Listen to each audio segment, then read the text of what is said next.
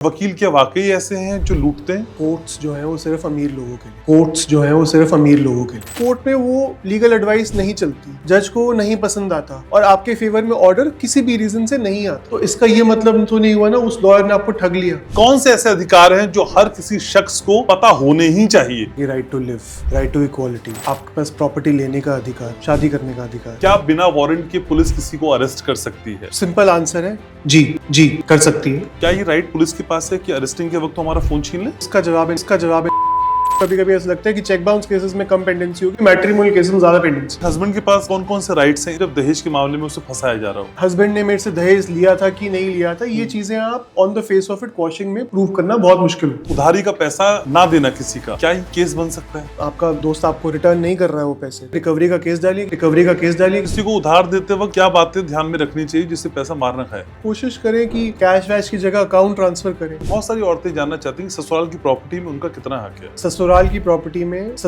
Property में आपका तो एक पेरेंटल प्रॉपर्टी जिसकी विल तैयार नहीं की गई, फिर उस प्रॉपर्टी का बंटवारा कैसे होगा? अगर किसी की डेथ हुई है और विल नहीं थी, बच्चों के बीच इक्वली वो प्रॉपर्टी डिवाइड होती है। 2005 के बाद से बेटियों को प्रॉपर्टी में बराबर हक दिया गया। अगर पिता ने अपनी प्रॉपर्टी सिर्फ बेटों के नाम कर दी है तो भी क्या बेटी उस प्रॉपर्टी में अपना हक मांग सकती है? आजीवन जिस दिन वो बेटी पैदा हुई उस दिन से उनका प्रॉपर्टी में बराबर का हक हो गया। एक वारिस ये चाहता है कि भाई ये प्रॉपर्टी ना बिके, लेकिन बाकी वारिस चाहते हैं कि ये प्रॉपर्टी बिक जाए और बिक के इक्वली बट जाए। इस स्थिति में क्या होगा? एक व्यक्ति बाकी दोनों का शेयर या तो ले ले या फिर प्रॉपर्टी को बेच दिया जाए और जो उसके प्रोसीड्स आएंगे उसको बराबर बांट। कब एक महिला कह सकती है कि मुझे हैरेस किया गया? किसी लड़की को हर रोज ऐसी बातें बोल के परेशान कर रहे हो जो वो सुनने में उसको कंफर्टेबल नहीं है, तो ये भी सेक्सुअल हरासमेंट के पार्ट में आता है। काम के बहाने बॉस का रात को उसे फोन करना या व्हाट्सएप पे मैसेज भेजना हैरेसमेंट है? हाँ बिल्कुल है।